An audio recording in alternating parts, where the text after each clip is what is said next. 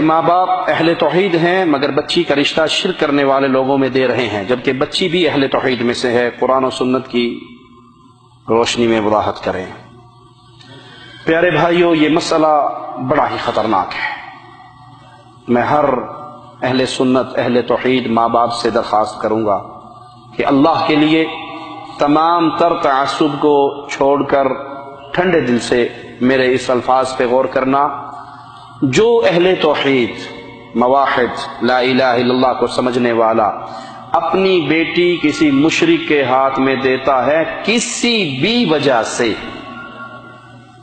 دوہرا دوں جملوں کو، جو اہل توحید ماں باپ اپنی بیٹی کسی مشرک کے نکاح میں دیتے ہیں کسی بھی وجہ سے، میں اللہ سے ڈر کے کہتا ہوں ہو سکتا ہے اس کے جہنم میں جانے کے لیے یہی ایک گناہ کافی ہو جائے۔ مثال دے کے سمجھاتا ہوں، دینے کی وجوہات کافی ہیں۔ سید کہتے ہیں جی سید کا رشتہ ملے گا تو دیں گے، سید کی بیٹی غیر سید کو نہیں مل سکتی، پٹھان کی بیٹی غیر پٹھان کو نہیں مل سکتی۔ سائیں سندھی مانوا ہیں بابا، سندھیاں کی لڑکی پنجابی میں کیسے دیں گے؟ پنجابی کی جٹ نے جٹ اسی سندھیاں کیوں دے دیے بھی؟ مار نہیں جاواں گے اسی؟ یہ سندھی، یہ پنجابی، یہ سرائکی، یہ ملتانی، یہ بنگالی، یہ بلوچی، اگر یہ جذبہ میرے اور آپ کے دل میں ہے تو سمجھ لو ہمارے دل میں ایمان پورا نہیں اترا ہے، ہمارے دل میں ایمان پورا نہیں اترا ہے۔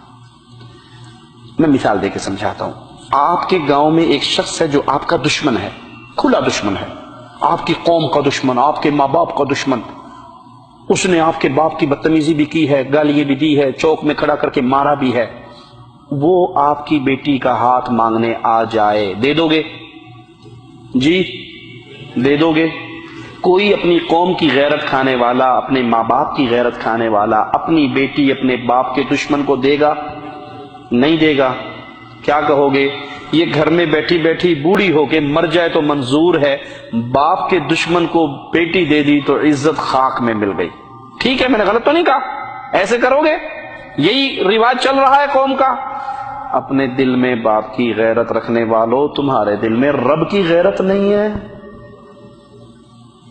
کیسے ایک ایسے شخص کو اپنی بیٹی دیتے ہو جو یا علی مدد کا نعرہ لگاتا ہے، جو یا رسول اللہ مدد کا نعرہ لگاتا ہے، جو قبروں پہ طواف کرتا ہے، جو قبروں پہ سجدے کرتا ہے، جو قبروں پہ ذبح کرتا ہے، جو قبروں کے نام کی نظر و نیاز دیتا ہے، جو مردوں کو داتا و مشکل کشا سمجھتا ہے، جو مردوں کو حاجت روا سمجھتا ہے، اس کو اپنی بیٹی کا نکاح دیتے ہوئے تمہارے دل میں اللہ کے لیے کوئی غیرت نہیں جاگتی کہ یہ میرے رب کا دشمن ہے؟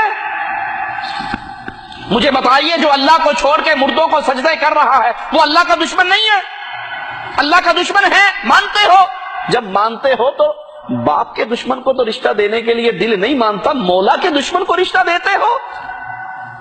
کیا جواب دو گے قیامت کے دن جب تمہاری موحدہ بیٹی آگے بڑھ کے تمہارا گریبان پکڑے گی؟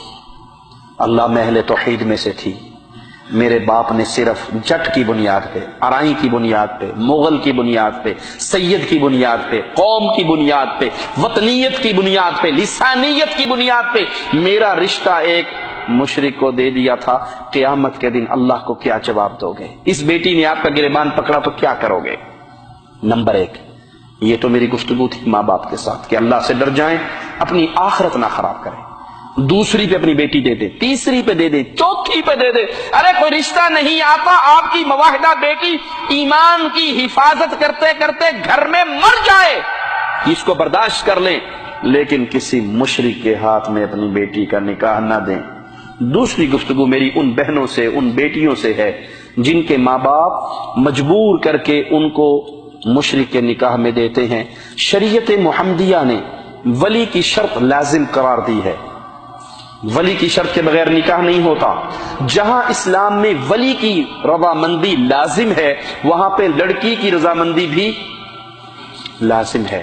لڑکی کی رضامندی کے بغیر بھی نکاح درست، میری وہ بہن، میری وہ بیٹی کہ میں اس مشرک کے نکاح میں نہیں جاتی، مجھے مارنا ہے مار دیجئے، موت قبول ہے، لیکن میں اپنے وطن سے مشرک کی اولاد نہیں چنوں گی۔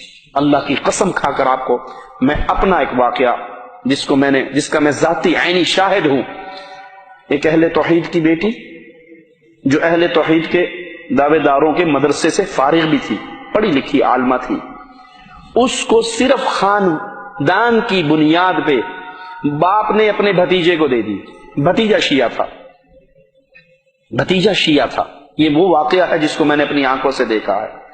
وہ موحدہ لڑکی اس شیعہ کے گھر میں جا کے شیعہ ہو گئی، دل اس کا ابھی بھی توحید پہ ہے، لیکن مجبوراً اس کے شیعوں کے سارے کام کرنے پڑتے ہیں۔ محرم کے اندر سارا کام اپنے گھر میں تیار کرتی، سادات میں سے تھی، سید لڑکی تھی، اس کے گھر کے اندر سارا کچھ ہوتا ہے اور مجبوراً اسے کرنا پڑتا ہے، ساری محفلوں میں جانا پڑتا ہے۔ اب وہ باپ قیامت کے دن اپنی بخشش کے لیے کون سی نیکی پیش کرے گا کہ اس نے ایک موحدہ لڑکی کو مشرک بنا دیا؟ اس لیے اللہ سے ڈرے، نہ لڑکیاں اس کو قبول کریں اور نہ ماں باپ یہ عمل کریں۔